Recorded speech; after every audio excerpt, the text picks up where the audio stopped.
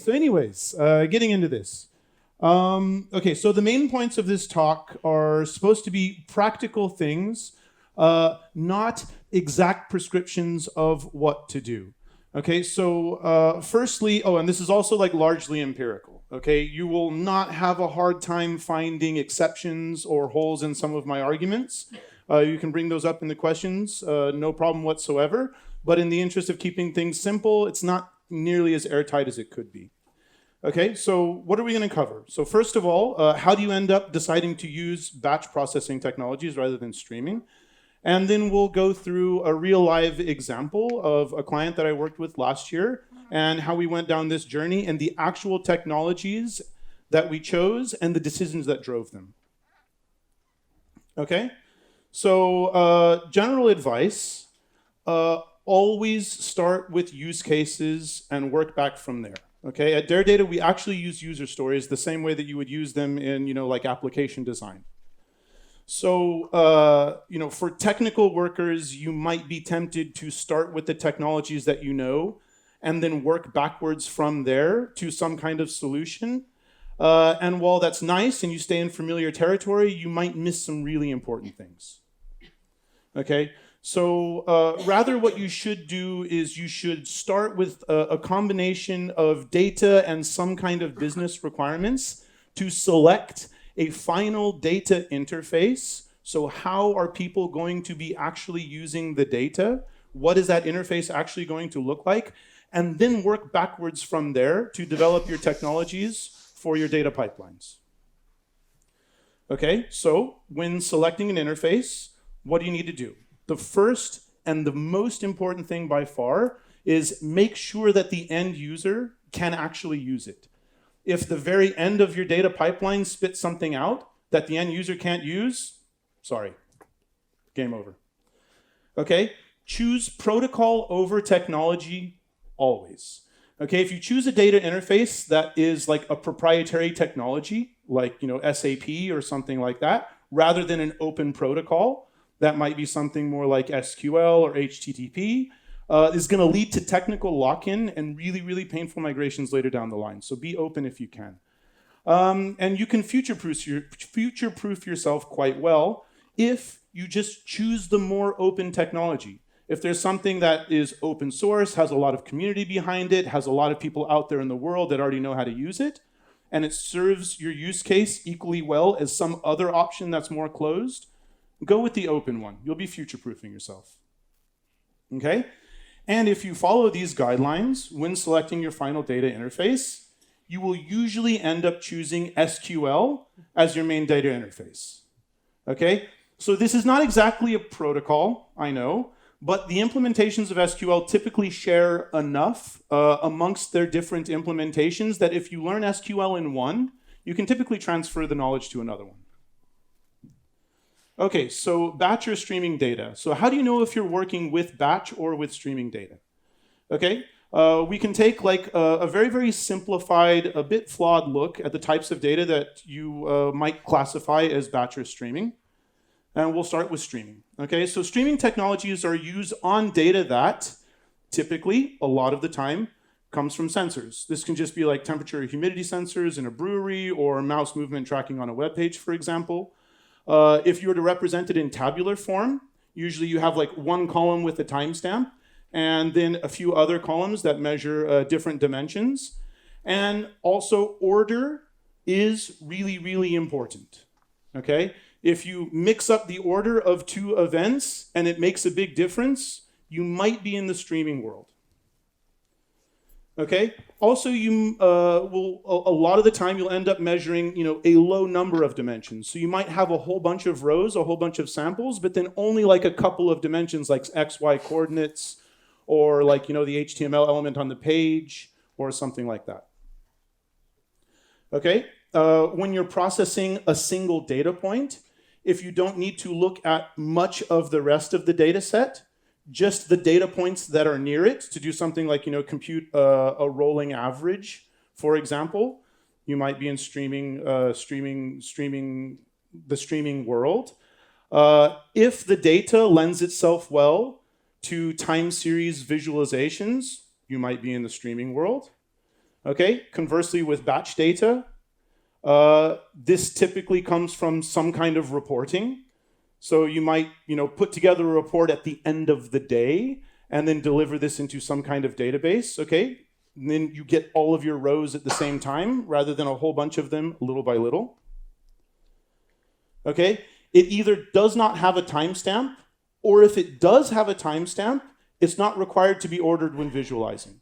For example, displaying the number of things that happened per day, rather than a time series of it going up and down. You just care about how many things happened yesterday. And it also tends to have a lot more fields. Okay, something that comes in a report might have, like on an invoice or something, might have a whole bunch of fields about, the client, the tax number, the segment, and a whole bunch of stuff with each row. Whereas with the streaming data, usually you're only measuring a couple of dimensions that are numeric. Okay? When processing it, you need to access large portions of the data set to compute aggregate statistics. Okay, so batch or streaming technologies. So what we were talking about was like the actual type of data. Now we're going to talk about whether you should choose a batch or streaming technology to process those types of data. Okay, these are different things. So the most important question, I believe, to determine whether or not you need batch or streaming technologies is the question of real-timeness. Do you need to actually do something in real time? Okay, if the answer is yes, it's much more likely that you need streaming data technologies. If the answer is no, then what you can do is use batch processing technologies. Okay, so a couple of questions here. I'm actually going to ask questions to you guys, and I will expect an answer back. Okay, so let's take the use case of saying that you need to raise an alarm within 30 seconds if the temperature in your brewery goes above 25 degrees. Are we in batch or streaming territory here? Streaming, very good. Okay. There's the answer right there, everybody, you got it right. Okay, so let's say that you need to know how much you sold yesterday before the manager's meeting at 9 a.m. every morning. We're batch territory, much easier, much nicer. Okay, what if I want to know the average price of a product over the last 2 years? Batch, right? Because you need to take a whole bunch of time, load it all into memory or something like that at one time, compute a big aggregate statistic. We might have a little bit of a fight brewing over here. Great, we can take care of that at the AMA. Okay. Okay, so take this question. Say I need to pre-process my clickstream data by deduplicating clicks on the same element if they're within a few milliseconds. Okay, so somebody does click, click, and you only want to count it one time. You only want to count that as one click. Are we batch or streaming?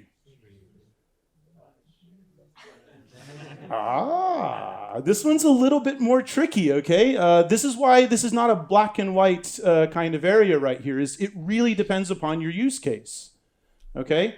Why do you need, and how quickly do you need to duplicate that data? How much of the data is being generated? You really have to look through all of these questions in detail before you could make a judgment call on this one. Because depending on the context, might be batch, might be streaming. Okay, so I'm going to state a fact right here. I will expect some fights over this one, because it's actually not a fact. I'm just being provocative.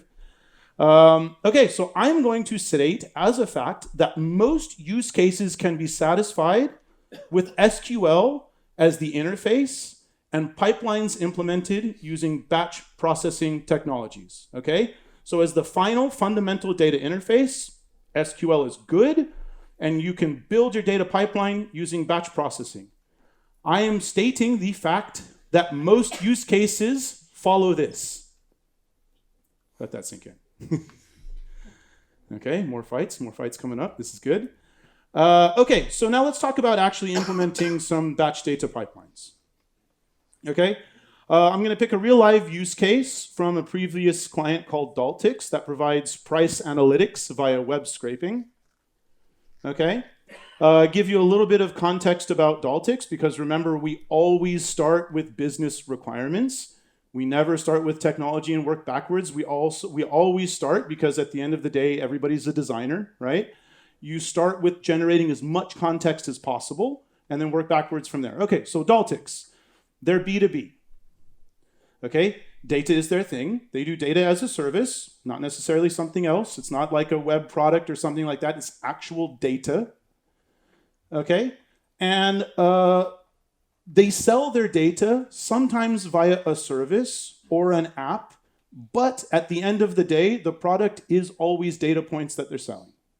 Okay, so let's select a fundamental data interface. We're going to build a lot of solutions on top of it. Okay, we may have web products. We may have reports. Actually, reports are the bulk of the use case.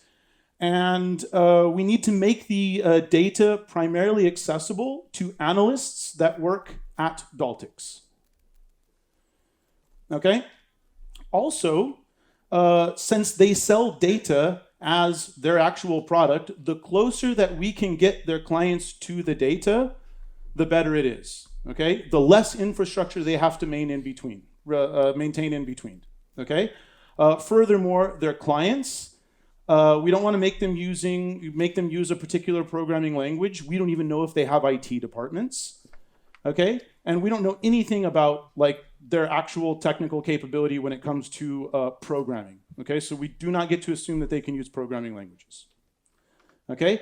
It would also be very nice if they could use the same data interface that is used internally at Daltics. Okay. So if we put all of these things together, surprise, surprise, or it shouldn't be a surprise because I've been yapping this up for the last 12 minutes, we find that SQL satisfied most of these hard requirements as well as the general guidelines that we outlined earlier, okay? Daltics internal analysts, no SQL. The application developers, no SQL. They like to use ORMs, which also generally use SQL.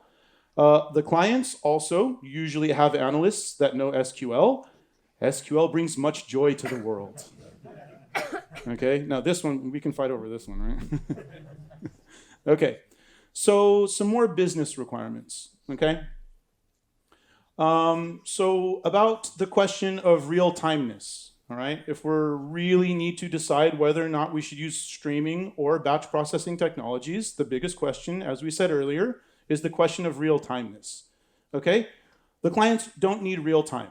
Okay, the most stringent requirement that we have are deliveries once per day, somewhere around like 9 or 10 in the morning.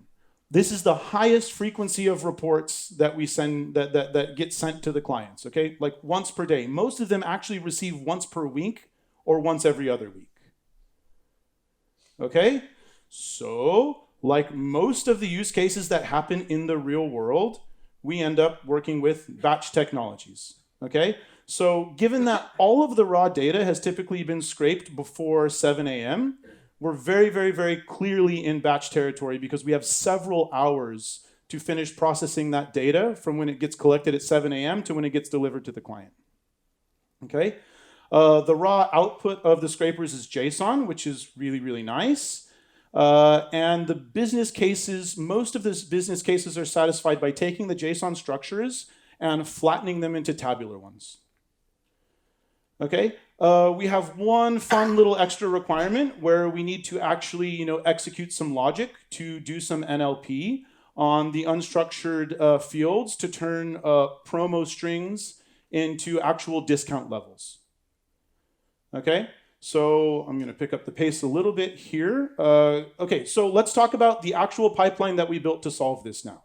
Okay, we have a whole bunch of scrapers running. This is like, a massively distributed system that actually downloads the web pages, pulls the data out, and stashes them into an AWS S3 data lake. Okay, there's a Spark job that partitions the data, writes out to another data lake. There are some AWS lambdas that run to execute the logic, do the simple NLP to extract the promos and write out to another data lake. And then we use Snowflake to implement our data warehouses, as well as the ETLs that produce the data marts that solve the individual business use cases. Okay, going off on a quick tangent, but still very important. We use Airflow to schedule everything. Okay, there's a couple of other options out there, but you do need to have some kind of scheduler. Cron jobs will work for a little while, but after some time, you need some disaster recovery, a little bit of reporting, reruns, so on and so forth. Airflow is nice. Okay, another tangent, which is a very, very important one, is about data warehouses and data marts. Okay, so there's a bit of a subtle distinction between data warehouses and data marts, but it's very, very, very important to get these right. Okay, so a data warehouse's main job is to be complete, accurate, and up to date. Okay, if you're solving these three things, complete, accurate, and up to date, you are not necessarily solving optimally any particular use case, okay? A data warehouse is supposed to be complete, not directly solve use cases. If it does, great, but it's not its main job, okay? A data mart is supposed to solve a particular use case, and you always want to derive your data marts from your data warehouses in the same technology if possible. Okay, we'll talk about this a little bit later. Oops. Okay, so getting back on track. Let's just go through each one of the components and talk about it a little bit more. Okay, so the very beginning of the pipeline, as we said, is a bunch of scrapers that write a ton of small files out to an S3 data lake. Okay, the concept of a data lake is very, very important. You need to store the data in the output format exactly as it came from the source somewhere. Because if for some reason parts later on down in your pipeline fail, you need to be able to rerun everything. You cannot rerun everything if you do not have a data lake that stored things exactly as it came from the original source. Okay? Every hour there's a Spark job that just reads everything in, partitions it, writes it back out to the data lake.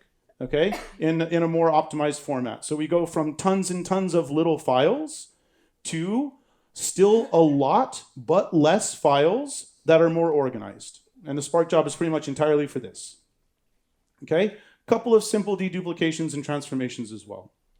Okay, the AWS lambdas are triggered when the Spark job writes out the JSON files to the newly partitioned structure. Each one of the files that gets written out triggers a lambda that fires up, reads that in, does a bunch of promo extraction, and then writes that out again to another S3, to a different bucket in the data lake.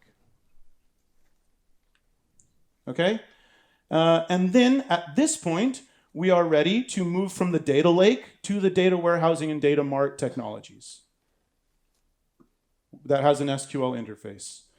Okay, so since we are working with the data warehousing, we want to keep everything, data warehousing and data marts, we need to keep everything in the same technology. If you can avoid taking all of your data, pulling it out of this particular technology that has an SQL interface and then reading it back in again, you absolutely should.